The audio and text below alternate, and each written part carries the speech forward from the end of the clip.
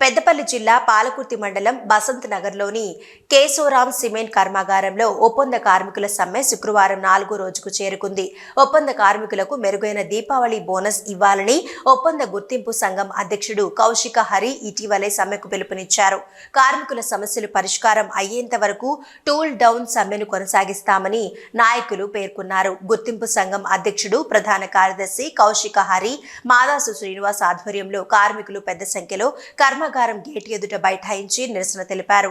Plant యాజమాన్యం స్పందించకపోతే సోమవారం నుంచి నిరవధిక నిరసన కార్యక్రమం చేపడతామని కార్మిక నాయకులు హెచ్చరించారు.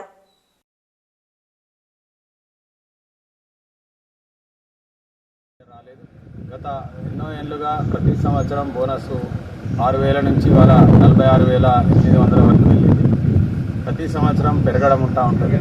కానీ ఈ సంవత్సరం కొత్తగా ఈ యొక్క కంపెనీ యాజమాన్యం కావాలనేసి కార్మికులతోటి ఇబ్బందులకు గురి చేసుకుంటూ బోనస్ను తగ్గించే ప్రయత్నం చేస్తూ ఉంది. దాంట్లో భాగంగా 16,800 వేసిరు, 30,000 ఇస్తాం, 25,000 ఇస్తాం, 31,000 ఇస్తాం, ఇట్లా నానా రకాలుగా మాటలు మాట్లాడుతూ కాలయాపన చేస్తూ ఉన్నది.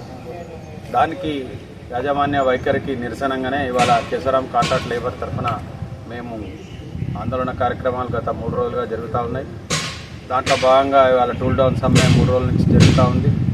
ఒకవేళ ఇవాళ సోమవారం వరకు ఏదైతే బోనస్ పూర్తి స్థాయిలో మాకు 52,000 బోనస్ రానట్టయితే మేము నిరవధిక సమ్మెకు వెళ్ళడానికి సిద్ధంగా ఉన్నామని తెలియజేస్తూ కార్మికులు పర్మనెంట్ సోదరులు కూడా మాతో కలిసి రావాలని చెప్పేసి, ఎందుకంటే వాస్తవానికి బోనస్ ఇప్పించాల్సింది పర్మనెంట్ కార్మికుల ద్వారానే అగ్రిమెంట్